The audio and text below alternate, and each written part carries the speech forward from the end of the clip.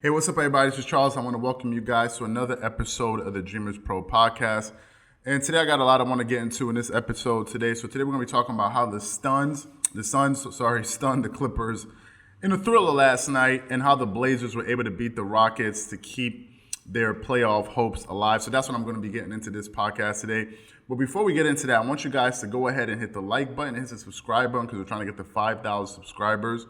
10,000 subscribers as soon as possible, and hit the notification bell to be notified whenever we drop our content. And also, don't forget to check out this podcast on Spotify and iTunes. The link is in the description below. I think one or two people complained about the links not working, so we're definitely working on that, but you can definitely check us out on iTunes and Spotify if you prefer to listen to a podcast rather than watch it. So all of that's there for you guys. So let me just get straight into it. So yesterday, I watched that Clippers game. I try to watch one or 1.5 games a night because I can't watch all the games. This is not a full-time job for us. Yes, we're trying to grow the company, but we also do other things in our day-to-day lives. But so I can't commit 150% of my time, although we would like to do that in the future. So it is what it is. So I try to watch as much as I can. So anyway, I watched the Clippers game from beginning to end, and I'm just going to give you guys a rundown on some of the things I was noticing because I took notes on the game. So I have a lot of things on my mind that I want to get to in my assessment and in my breakdown. So first of all, what I noticed from jump in the beginning of that game was that Doc Rivers decided to put Kawhi Leonard on Devin Booker. Now, let me just say, before the shutdown of the NBA season, the Clippers had played the Phoenix Suns before, and Kawhi Leonard was played Devin Booker for the entire game. And the reason he did that, I believe, was Doc Rivers preparing Kawhi Leonard for the playoffs, getting him in playoff mode, to be playing heavy minutes and playing consistent defense on the other team's best perimeter scorer. And in that game, the last game they played, he did a fantastic job on Devin Booker. Devin Booker did not shoot well from the field, and he was beginning to show you that he was getting into his playoff form. Now, in yesterday's game, Devin Booker was able to get free on a lot of shots, in a lot of moments, and hit some really tough shots. I mean, he hit a lot of long three-pointers. I think he made like 6 out of 8 3-point attempts or so. He made like 6 3-pointers in that game. So he was hot from the 3-point line. He was looking like Paul George out there.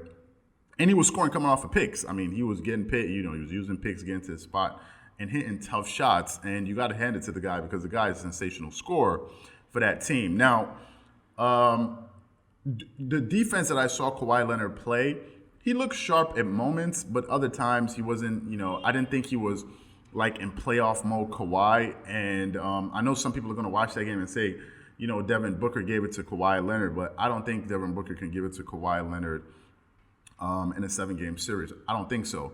I think Giannis Antetokounmpo is a much tougher cover than probably one of the toughest covers in the NBA if you're going to go one-on-one. And I think it's a harder cover for anyone. And some people may say, well, Giannis is a perimeter scorer. I mean, he's not so strong in the perimeter, but it doesn't matter because Giannis Antetokounmpo, usually when he's playing through people.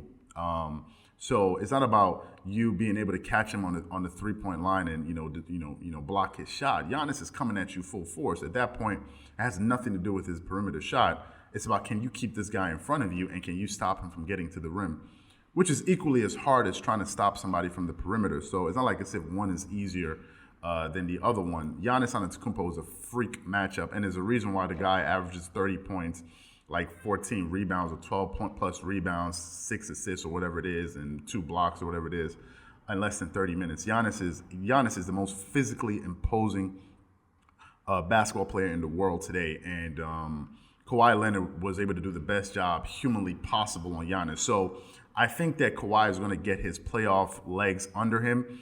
I don't think that a 2-time Defensive Player of the Year is all of a sudden a bad defensive player at the age of 28. I know some people are going to come in the comment section saying that, so I just want to say that before moving forward. Now, DeAndre Ayton had a fantastic game, especially in the first half. He was carrying the Suns.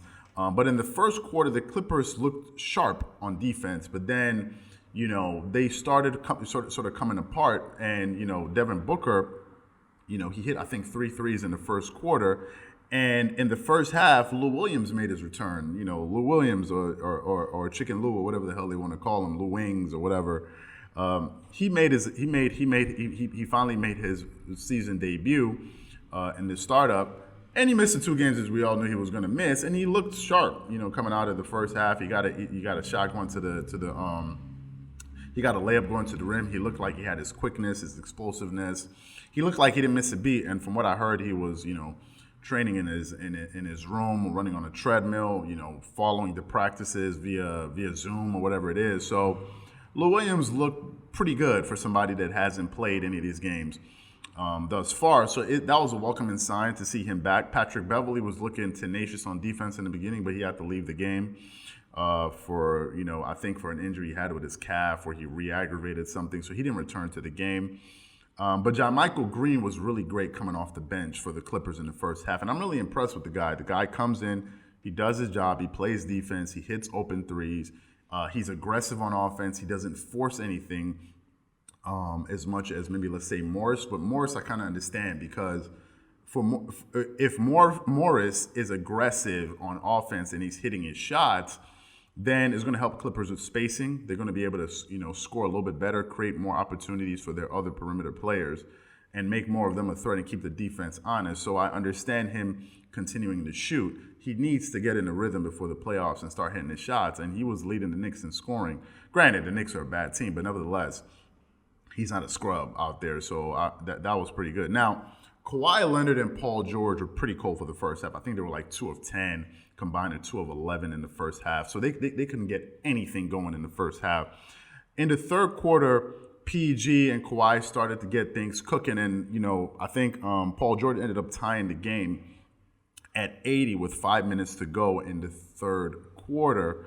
But then Devin Booker went off. He went off and he could not be contained. He could not be corralled. The guy was just, he was sensational, man, all throughout the game. And, looking at the box score for the Suns, I think he led all scorers. Yeah, he finished with 35 points, 8 assists and 4 rebounds. The guy was fantastic, man. He played 37 minutes, and he gave you some good minutes. DeAndre Ayton finished the game with 19 points, 4 assists, and 7 rebounds. Ricky Rubio was steady. He got you 18 points, 4 assists, and 3 rebounds. And Dario got you 13, 1 assist, and 8 rebounds. And Cameron Payne got you 12 points, 3 rebounds, and 3 assists. So they had a balanced attack. For the Clippers, though, Kawhi Leonard finished with 27, 3 assists, and 7 rebounds, but he had a slow start. He started coming on in the fourth quarter, and he was pretty clutch, and he was beginning to remind people of just how clutch he could be. And he tied the game with 30 seconds to go in that game, and he was showing his ability to be a clutch player, something we all knew. Marcus Morris had a good game. He got 16 points, 2 rebounds, and 4 rebounds and 2 assists. So that was a good sign. He was beginning to hit his shots. Ivica Zubac was, steady as usual, 18 points, 12 rebounds, really doing well. And, you got to remember that the Clippers are missing Montrezl Harrell, but it's not an excuse to lose to the Suns, though, I have to say. Paul George was Paul George. He was cold in the first half. He got it going in the second half. He finished with 23 points, 5 assists, and 6 rebounds. But we all know what Paul George can do, as we've been seeing. So I don't think we're going to get any complaints from him. John Michael Green chipped in 10 points coming off the bench, so he was good. Lou Williams chipped in 7. Landry Shamet, though. Landry Shamet seems to be pressing a lot.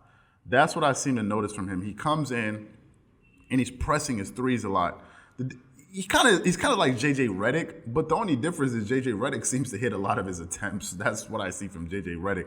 So I think it would help the Clippers if Landry Shamet started to knock down his 3 a little bit more, but I understand a shooter's mentality. You got to keep shooting, and at the end of the game, the post-game, Kawhi Leonard said, in this league, you got to keep shooting. You can't, start doubting yourself as a shooter. If you're in a slump, you got to shoot your way out of the slump because you have to keep shooting. Otherwise, you're not going to succeed in the NBA. It's just one of those leagues where you just shoot your way out of slumps. And we've seen even James Harden, who's an amazing scorer go through slumps. So I think these guys are going to get out of it. Now, looking at the end of the game, I mean, the game winner that Devin Booker hit, when I saw him hit that game winner, I wasn't even surprised. Like, I watched it, I had no reaction. I was just like, the ball went in, I was like, great shot, man. The guy hit a tough shot, and there's nothing you can do. You tip your hat to the guy, and he hit a really tough shot. In the second half, the Clippers outscored the Phoenix Suns in both of the quarters. In the third quarter, they outscored them 35-32, and in the fourth quarter, they outscored them 24-22. Had he missed that shot, it would have been 24-20. So sometimes this happens. The Suns played with a lot of desperation. They played really hard. And you get games like this where teams that you don't expect to win. Now, I know we all know that there are these type of people out there that will see a game like that and say, oh, the Clippers are going to lose. They're always those people. And what I try to do is not humor them. You're not gonna engage. I'm not gonna engage with you if you're saying that the Phoenix Suns, because they beat the Clippers, you say, oh, the Phoenix Suns, oh, the Clippers are not a good team. That's one argument someone will try to make. The Phoenix Suns smash some stupid thing like that. So I don't like to engage in that kind of stuff. We all saw before the lockdown how well the Clippers are playing. You saw what they did to the Rockets, and the Rockets have been pretty good. But the Rockets lost to the Blazers, and the Blazers are also outside of the playoff picture. So are the Rockets a bad team? So I don't like overreacting to things like this. As I said, I'm a seasoned NBA watcher. I don't react like the way I used to if my team wins or loses. I try not to do that anymore because it just messes with your emotions, and at the end you end up, putting yourself in an emotional state that you don't need to be in. But for me, I think the Suns deserve that win. I don't want to say the Clippers lost that game. The Suns won that game, and they deserve to win because they played hard all game long, and they won the game. So that's my takeaway from that, and kudos to them. They won the game. Now, moving on to the second game with the Portland Trailblazers and the Houston Rockets. That's also an important game, guys. That's also an important game, especially for the Portland Trailblazers, because remember, they're trying to get into that 8th seed. So now they're at the number 9 seed behind the Grizzlies, who are at the number 8 spot. Now, here's something you guys may want to pay attention to, is that the Grizzlies have lost their last 4 games, man. So the Grizzlies are in jeopardy of falling out of these playoffs. Now, I don't know the remaining, 5 games they have to play, but Portland is behind them 2 games in the loss column. So what needs to happen is Portland needs to keep winning, and the Grizzlies need to keep losing. So I don't know what's going to happen. I don't know who the Grizzlies are playing next. But Portland has been doing a good job trying to keep their playoff hopes alive. And Carmelo Anthony, man, in that game, he hit the go-ahead shot that pretty much iced the game for them. And he's averaging 15.3 points, 6.3 rebounds, and 1.5 assists this season, shooting 42.7% and 38% from the three. And he's doing a good job, man. I think Carmelo Anthony has been providing some leadership in the locker room. He's one of the best players of all time. And you can see his impact that he's having on that team. He does a really good job with helping them with their spacing. I'm not going to entertain any kind of Carmelo Anthony slander about he's this and that. I'm not entertaining that. He's a great player. And he's showing his worth at his advanced age of 36 years old. Carmelo Anthony's 36 years old. So kudos to Carmelo. Looking at the scoring for the Rockets, James Harden had an off game by his standards. He finished with 23 points, 9 assists, 6 rebounds. Jeff Green did really well. He chipped in 22.6 rebounds. Russell Westbrook had 15, 9 assists, and 3.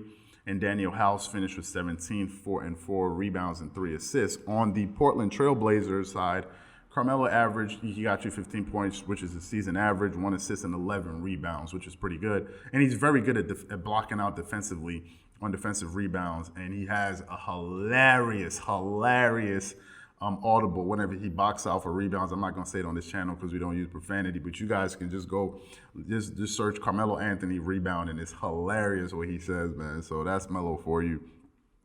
Zach Collins got them 8 and 7 rebounds. Jusuf Nurkic I hope I pronounce his name right. It got him 18 and 19 rebounds and 3 assists. That's just a beast mode game. Damian Lillard is Dame time. We all know who he is. He ended up with 21 points, 8 assists, 9 rebounds. And I've been really impressed with Damian Lillard's ability to be a game manager and be a fantastic playmaker and knowing when to attack and when to facilitate. If you watch some of these games, these 3 games that they've been in the bubble, he's been great at doing that. So Damian Lillard is just showing you why he is one of the best players in the entire world. CJ McCollum is steady, 20 points, 5 assists, 7 rebounds. And Gary Trent Jr. got them 16 points and 2 rebounds. And they were able to come away with that win. Hassan Whiteside got them 9 points and 7 rebounds. So for me, it was a welcoming sign that the Portland Trailblazers are able to keep this hunt for the 8th seed competitive in the Western Conference. And I'm not sure what activates the play-in tournament at the end of the season. I'm going to be interested to know. I haven't spent too much time understanding that. But as we get closer to that point, probably in the next week, the NBA is probably going to release more information for us to read upon and understand how that's going to work. But for me, I thought these were 2 great games. As I said, on the Phoenix Suns-Clippers side, it was a great game. It was a thriller, and the Suns deserved to win that game. Like, I'm not going to sit here and beat up on the Clippers. Oh, the Clippers are a bad team. I don't believe that, so I'm not going to say that. The Suns won the game, and that's my opinion on that. And for the Rockets and Portland Trailblazers, the Portland Trailblazers played like their playoff, hopes were on the line, and they were. And they went out there and got a much-needed win. So for me, that's my assessment on the 2 games that I saw last night. So what I want to know from you guys is what are your takeaways from the first game that I spoke about and the second game that I spoke about? Let me know what you guys thought. If there's some things you noticed that I didn't notice, please point them out in the comment section below. Once again, if you enjoyed the video, go ahead and make sure you hit the like button and hit the subscribe button. Remember, we're trying to get to 10,000 subscribers. And also hit the notification bell to be notified whenever we drop our content. Once again, this is Charles here from Dreamerspro. Wishing you guys an amazing day. Peace.